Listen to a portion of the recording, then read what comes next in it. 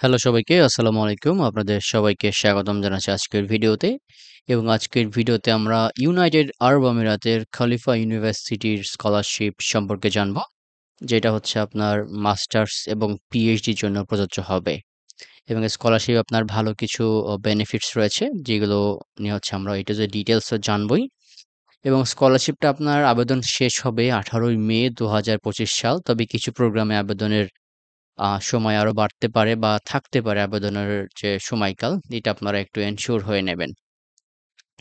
তো এটা হচ্ছে মেইনলি এখানকার ক্যাম্পাস। বুঝতে পারছেন যে ভালো ফাউন্ডেশন আশা করি, ভালো ল্যাব ফ্যাসিলিটিও এখানে পাবেন। যাই হোক, এটা কি হয়ে গেল? তো এটা হচ্ছে আপনার আবুধাবিতে অবস্থিত ইউনাইটেড আরব আমিরাতের। বুঝতে পারছেন যে একদম টপ এলাকায়, টপ টাউনে। এখানকার মাস্টার্স প্রোগ্রামটা আপনার ২ বছরের জন্য এবং পিএইচডি প্রোগ্রামটা ৩ থেকে ৪ বছরের জন্য ডিপেন্ড করবে আপনার রিসার্চের উপরে বা আপনার হচ্ছে প্রজেক্টের উপরে। তো এখানে আপনার college of engineering and physical সায়েন্সের মধ্যে আপনার ইঞ্জিনিয়ারিং রিলেটেড মোটামুটি সব ধরনের প্রোগ্রাম এখানে রয়েছে। দেখতে পাচ্ছেন আপনার এরোস্পেস ইঞ্জিনিয়ারিং রয়েছে, কেমিক্যাল ইঞ্জিনিয়ারিং, সিভিল ইনফ্রাস্ট্রাকচার রয়েছে, health system management, nuclear engineering, applied chemistry, medical physics, petroleum and হচ্ছে ইঞ্জিনিয়ারিং রিলেটেড আরও অনেক প্রোগ্রাম এখানে রয়েছে।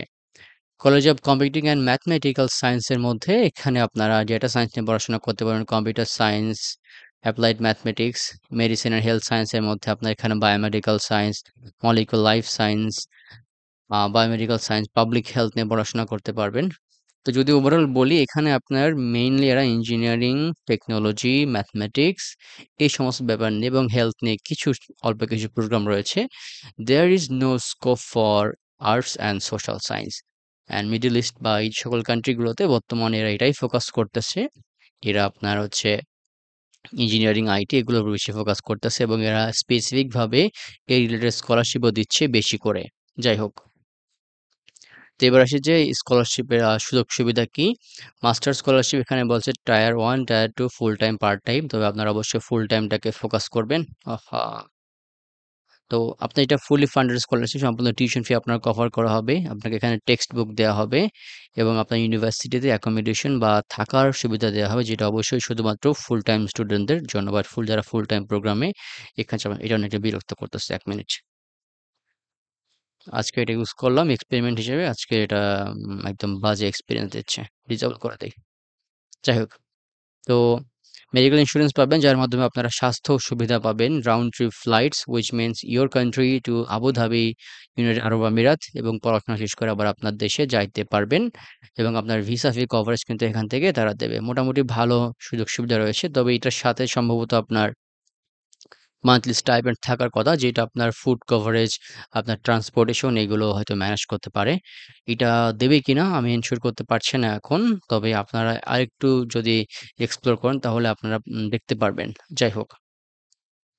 সো পিএইচডি স্কলারশিপের জন্য কি সুবিধা? টায়ার 1 এর জন্য আপনার ফুল টিউশন ফি দেবে এবং এরা প্রতি মাসে আপনাকে একটা অ্যামাউন্ট দেবে, বৃত্তি দেবে, যেটা হচ্ছে আপনার 20,000 থেকে এক্সট্রা 20,000 যে কারেন্সি ইউনাইটেড আরব আমিরাতের, সেটা দেবে, যে এটা আপনার ফুডস অ্যান্ড অন্যান্য খরচের উপরে এটা নির্ভর করবে। টেক্সট বুক বা স্টাডি ম্যাটেরিয়াল দেবে ফ্রিতে, মেডিকেল ইন্স্যুরেন্স পাবেন, ফ্লাইটস পাবেন, ভিসা ফি কনফারেন্স পাবেন, কনফারেন্স সাপোর্ট পাবেন। ফ্লাইটে বলতে এটা রাউন্ড ট্রিপই, মানে আসা যাওয়া। এটা হচ্ছে মেইনলি আপনার যে পিএইচডির জন্য সুযোগ সুবিধা।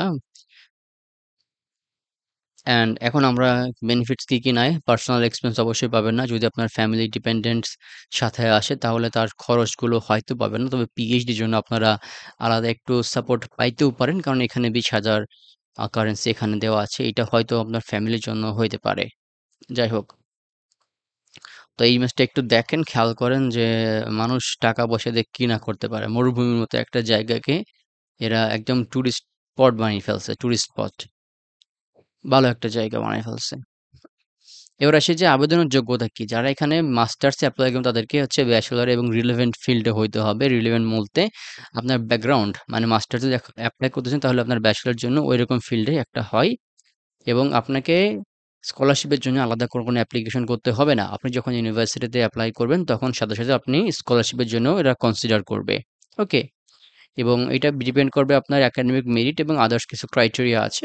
মূলত আপনার ওভারঅল একটা প্রোফাইলের উপরে। পিএইচডির জন্য আপনার রিসার্চের উপর অনেক কিছু নির্ভর করবে। এবং এলিজিবিলিটি থাকলে যে আপনি স্কলারশিপটা পায়ে যাবেন এরকম কিছু না, এরা বলে দিছে।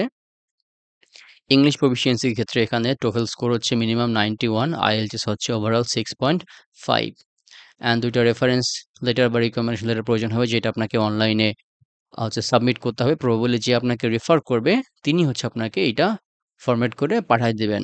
স্টেটমেন্ট অফ পারপাস প্রয়োজন হবে, যে কেন আপনার স্কলারশিপটা প্রয়োজন বা আপনার ইউনিভার্সিটিটা প্রয়োজন এই প্রোগ্রামে এপ্লাই করার জন্য।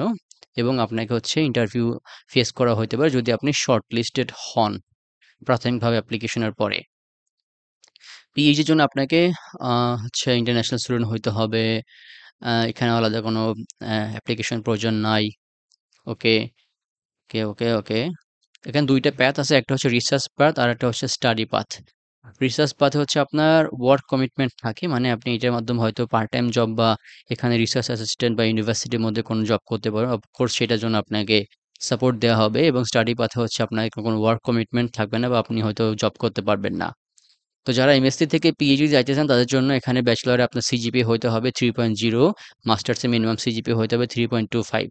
আর যারা ব্যাচেলর থেকে ১ লাফ দিয়ে পিএইচডি তে যাইতে চান তাদের জন্য আপনার ব্যাচেলরে সিজিপিএ হবে 3.50 মিনিমাম। অ্যাডিশনাল কিন্তু রিকোয়ারমেন্ট আছে অবশ্যই। আপনার এখানে জিআরই জেনারেল টেস্টের ক্ষেত্রে আপনার কোয়ান্টিটেটিভ সেকশনে অবশ্যই ১৫০ থাকতে হবে মিনিমাম স্কোর। আইএলটিএস টোফেলের ক্ষেত্রে মূলত একই কথা এখানে বলে দেওয়া আছে। Reference letter statement purpose research statement এখানে একটা জিনিস আছে, স্টেটমেন্ট অফ পারপাস বাদেও রিসার্চ প্রপোজালের মতো এরকম কিছু একটা বা আপনার কোনো একটা রিসার্চ আইডিয়া নিয়ে একটু যেটা আপনি পিএইচডি করতে চাচ্ছেন আর কি, হ্যাঁ, বা আপনি ইন্টেন্ড করতেছেন সেটা নিয়ে হচ্ছে একটা স্টেটমেন্ট দিতে হবে, যেটা ৫০০ থেকে ১,০০০ ওয়ার্ডসের মধ্যে হবে। এখানে অ্যাডমিশন ইন্টারভিউ আপনাকে ফেস করা লাগতে পারে। তো এবার আসি যে আবেদনের জন্য কি ডকুমেন্টস প্রয়োজন হবে। একটা অ্যাপ্লিকেশন ফি যেটা নন রিফান্ডেবল, মানে একবার পে করে আর আপনাকে ফেরত দেবে না। দেখি একটু অ্যামাউন্টটা কত আসতে পারে। বাংলাদেশী টাকায় মাত্র ৳৬,০০০ মতো। হয়তো ধরেন যে $৬০ এর মতো হইতে পারে, খুব বেশি না। আপনার ট্রান্সক্রিপ্ট এবং সার্টিফিকেটগুলো প্রয়োজন হবে। আইএলটিএস, টোফেল প্রয়োজন হবে। অ্যান্ড এটা কোথায় বা কোন পোস্টাল কোডে পাঠাবেন স্কোরটা এটা বলে দেওয়া আছে। আপনার একটা কমপ্লিট সিভি বা রিজুমি প্রয়োজন হবে। এটা একটা ভালো ইমপ্যাক্ট ফেলবে অ্যাপ্লিকেশনের সময়। Statement of purpose, research statement বলে দেওয়া আছে। পাসপোর্ট সাইজের ছবি এবং আরো কিছু ডকুমেন্টস প্রয়োজন হবে। কিছু আপনাদের জন্য না বা বাংলাদেশীদের জন্য কিছু না। তো অ্যাপ্লিকেশনটা কেমনে করবেন? আগে অবশ্যই আপনাকে ইউনিভার্সিটির যে প্রোগ্রামগুলো আছে সেগুলো একটু চোখ বুলাবেন। দেখবেন যে আপনার প্রোগ্রাম বা আপনার সাথে যাই আপনি কোনটাতে আবেদন করতে চান সেইটার রিকোয়ারমেন্ট ভালো করে দেখবেন। দেখবেন আপনি আবেদনের যোগ্যতা রাখেন কিনা। তারপর যে ডকুমেন্টসগুলো প্রয়োজন সেই ডকুমেন্টসগুলো আপনি রেডি করবেন এবং অনলাইন আপনাকে এপ্লাই করতে হবে।